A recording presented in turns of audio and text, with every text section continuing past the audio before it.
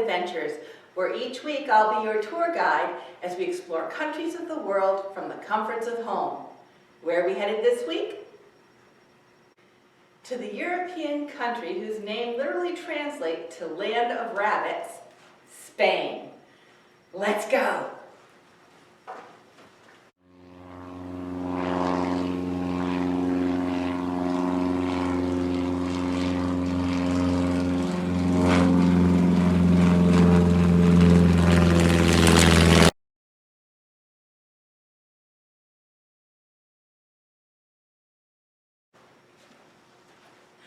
Great, we've landed in Madrid, the country's capital.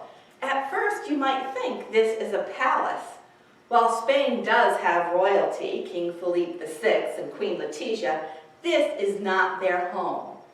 This is Madrid's post office. Pretty fancy, right? This is the royal palace. Also, besides Madrid, there are two other major cities in Spain: Barcelona and Valencia. Spain also has 60 islands, like this one in the Canary Island chain. Oh, so pretty. There are so many beaches in Spain, not just on the islands, but the mainland too. And the climate's quite warm all the time, which is why you see so many of these houses painted white. They paint them white so that it reflects the sun and keeps their homes cool. Now, if we look at this map, you'll see that Spain is a peninsula. Peninsula, which means it's almost an island, but it's attached right here at the top.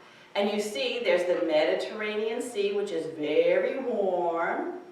And then just over here, there's an 8-mile stretch of water where Spain connects to Africa. Now, instead of having one climate in the north and one climate in the south, the country's pretty warm all the way through, and then there are these mountain ranges that zig and zag. Oh, isn't that pretty? Like the Cantabrian Mountains. Oh, and look at the Sierra Nevada mountains, so pretty.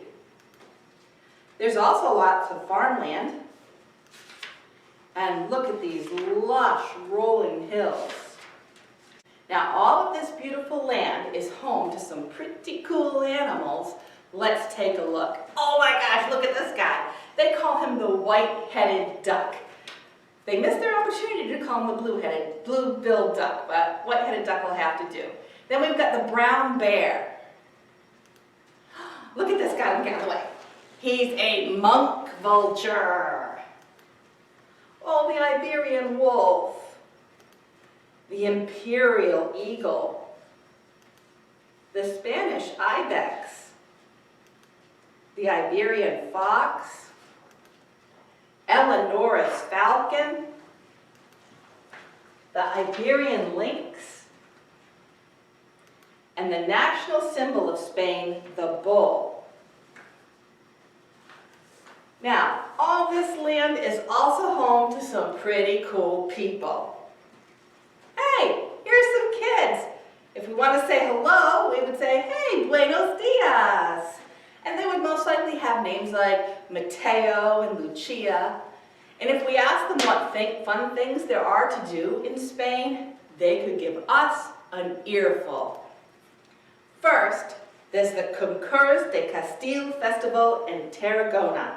This festival started in 1801, and the goal is to build huge towers out of people.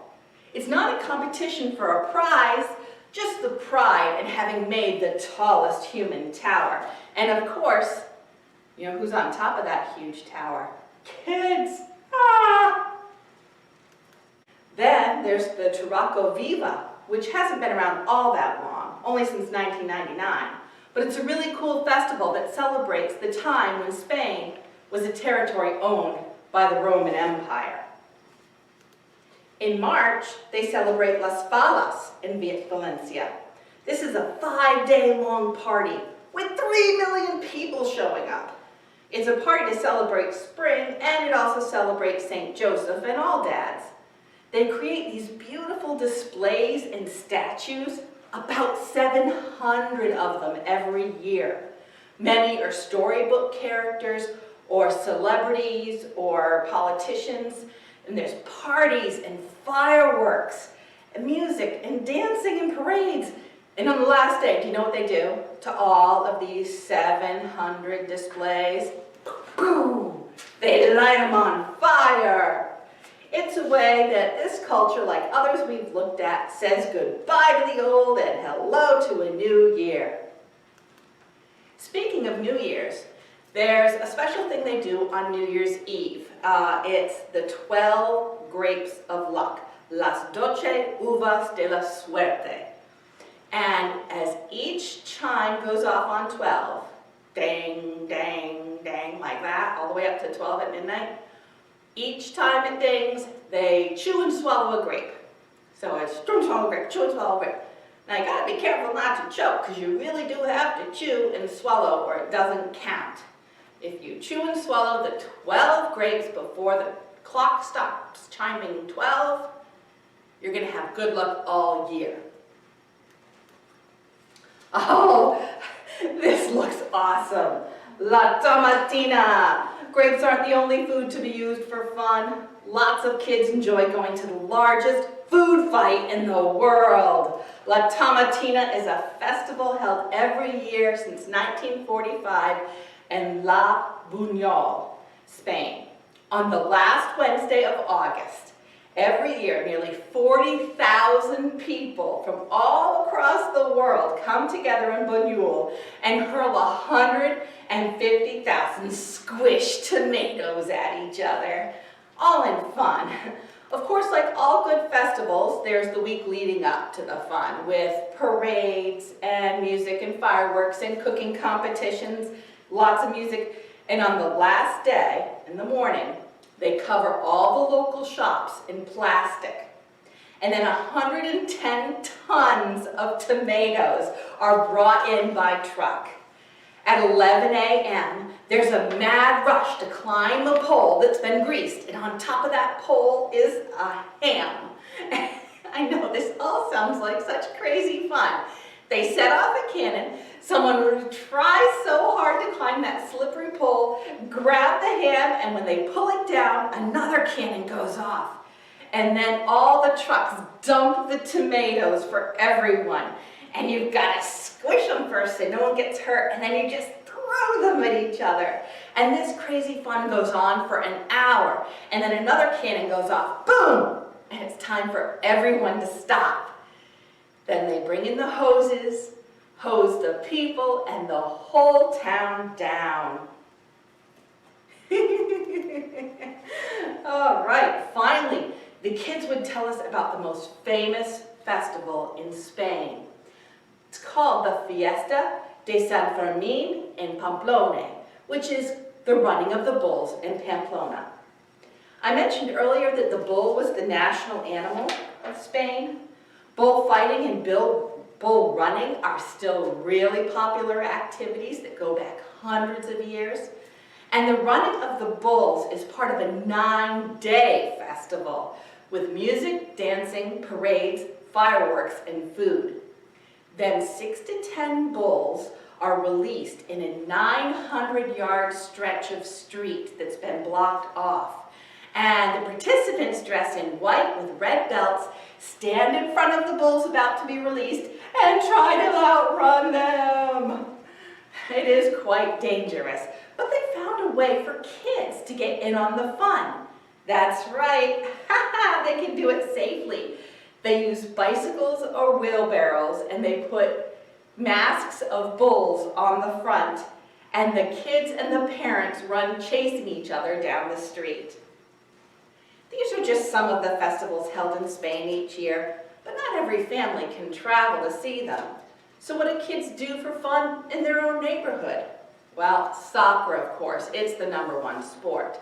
But they also play a game with these bottle caps. They take them, decorate them, and then have a race. It's called chapas. It's a very easy game, very fun to play. Super cheap to make. Who doesn't have a leftover bottle cap laying around? So they can make the track on the playground or sidewalk using chalk. They can do it in the dirt or the sand at the beach, or even on paper or a table or a floor at home. Totally simple, totally fun. You take turns flicking your bottle cap around the track to see who wins. Wow, it's been quite a trip to Spain. I'm ready to head home. If we want to say goodbye to this friendly girl, all we need to say is adios. We'll see you later. Adios, Spain.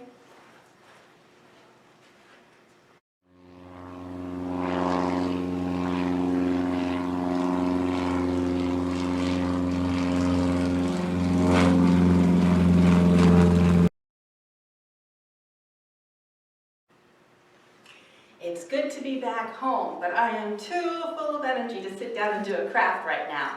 What I really want to do is play a game. So I've set up a Chapas run for us to play, and in your bag there'll be some bottle caps like this. But you can use any kind of bottle cap. If you have the metal kinds of bottle caps laying around, you can use those too. If you have bigger round ones from, let's say, a juice jar, you can use those and decorate, put your face on them, put your name on them, however you want to decorate them. Now, a few just very simple rules. Everyone gets one flick a turn. That sounds fair. And if your flick knocks somebody away, that's not a good thing in this game. If you do that, then you put their piece back where it was and you put your piece back where you started the turn. So it's kind of like losing a turn. Some games you do, like marbles, you want to hit the guy. In this game, you don't. You can put in all kinds of obstacles. You could put in bridges to go over, or something to go under, or something to go around. However you want to make your game. Simple or complicated, it's up to you. Are you ready to play? I'm totally ready to play. And I hope I beat Shane for once, because he just keeps winning everything. Let's get playing.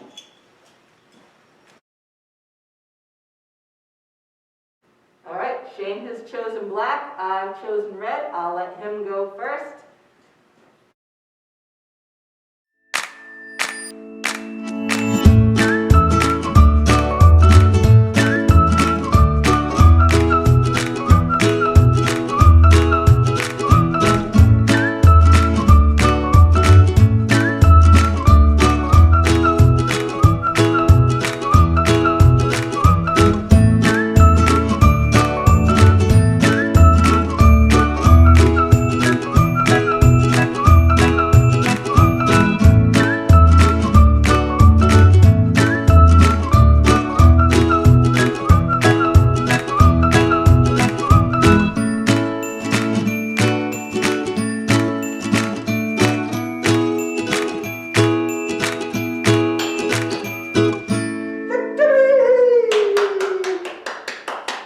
Unfortunately, Shane is still stuck on the obstacle.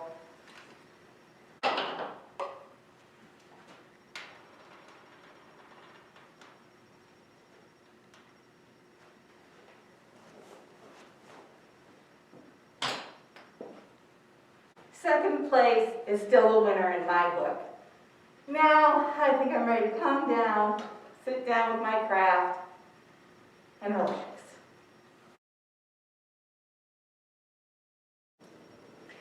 All right, now we're ready to craft.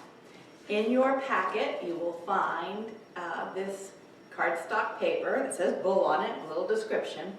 Now, the people who created this thought it would be printed on paper, so they said that you might want to stick it to cardboard, but you don't need to do that because it's already on cardstock.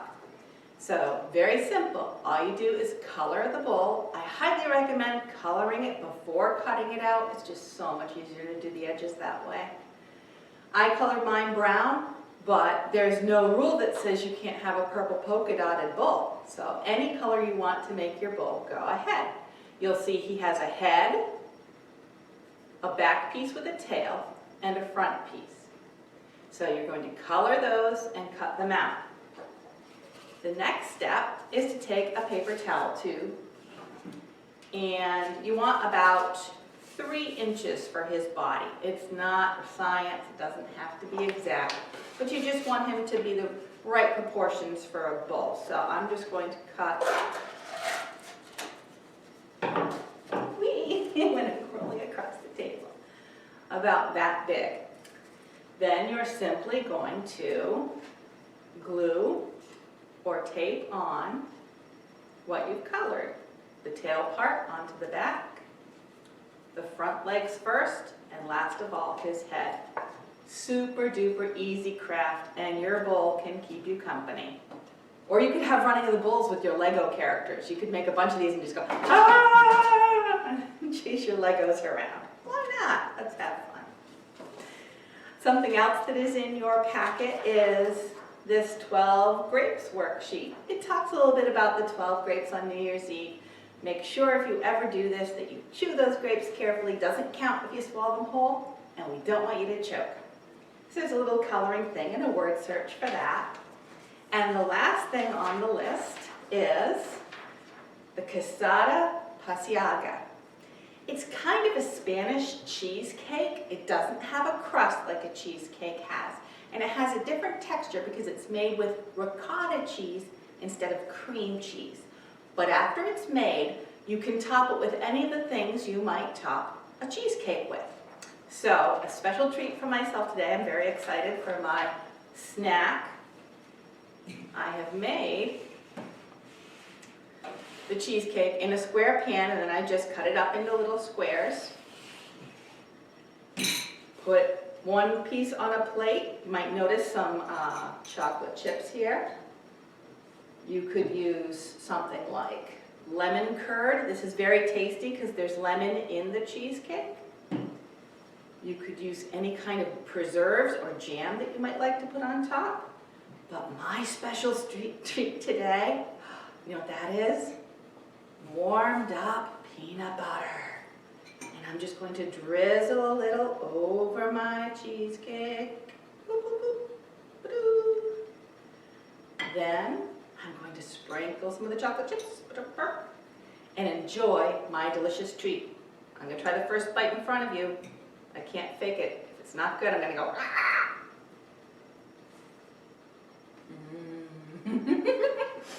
What's not to be good? Cheesecake, peanut butter, and chocolate chips. It's not like it could go wrong, right?